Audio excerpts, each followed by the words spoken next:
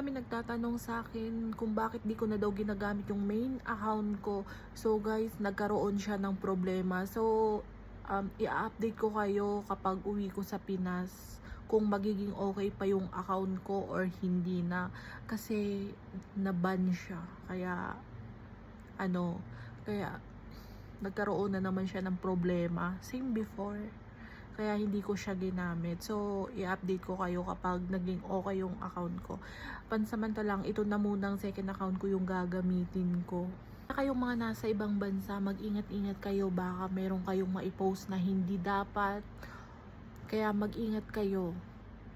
Kasi, ang hirap kaya kapag nasira yung account mo. Ang hirap. Hindi ka makapag-focus kung ano talagang gagamitin mo account or gagawa ka na naman ng panibago. 'Di ba?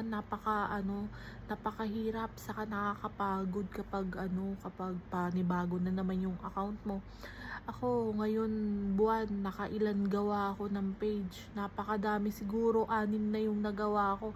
Hindi ko na alam kung ano talaga yung gagamitin kong account kasi nagkaroon ng problema yung main account ko. Kaya nalilito na ako kung ano talaga yung gagawin ko. Tapos pakagawa ko ng account, tinanggal ko, dinelete account ko.